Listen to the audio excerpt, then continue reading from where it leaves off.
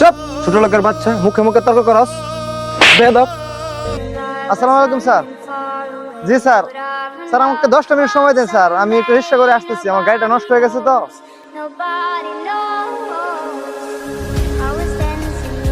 রিক্সা দাঁড়াও তো, আমাকে একটু অফিসের সামনে নামিয়ে দিয়ে আসো। ঠিক আছে স্যার, উঠেন।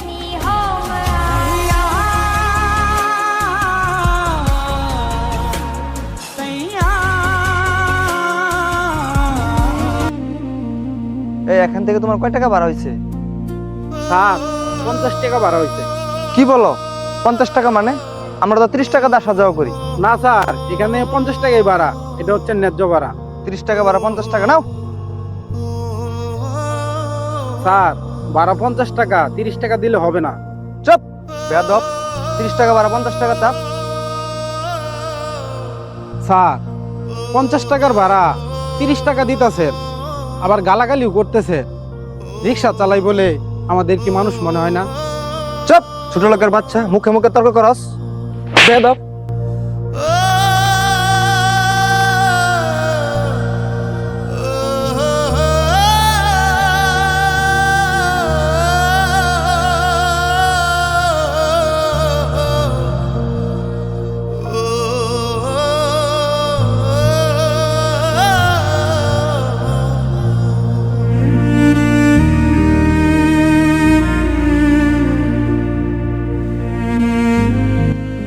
স্যার এ তো মনে হয় ফাইলটা ফালাই হয়ে গেছে গা। ফাইলটা হয়তো অনেক গুরুত্বপূর্ণ।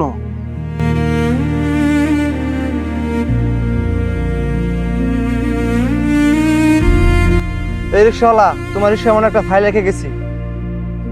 হ স্যার, আপনি একটা ফাইল মনে হয় রেখে গেছিলেন, দেখেন তো ওই ফাইলটা কিনা। এই ফাইলটাই তো। স্যার আমি ভাবলাম আপনার এই ফাইলটা অনেক গুরুত্বপূর্ণ, তাই আমি 1 ঘন্টা যাবত ফাইলটা নিয়ে রিক্সায় বসে আছিলাম। শুধু গুরুত্বপূর্ণই নয়, এই ফাইলটাতে কোটি কোটি টাকার হিসাব। এই ফাইলটা যদি সময় মতো জমা না দিতে পারি, তাহলে আমার চাকরিও চলে যেত, এমনকি জল জরিমানা হতো। জি স্যার, আমি বুঝতে পারছি এই ফাইলটা যে আপনার অনেক গুরুত্বপূর্ণ, তাই আমি 1 ঘন্টা ধরে এখানে বসেছিলাম। তোমাকে 20 টাকা ভাড়ার জন্য একটা থাপ্পড় দিছি, অথচ তুমি আমার কত বড় উপকার করলা। তুমি আমাকে ক্ষমা করে দিও। স্যার গরিব বলে আমাদেরকে অবহেলা করবেন না, কারণ দিন শেষে আমরাও মানুষ। তুমি ঠিক বলেছো ভাই, তোমার কাছ থেকে অনেক বড় একটা শিক্ষা পেলাম।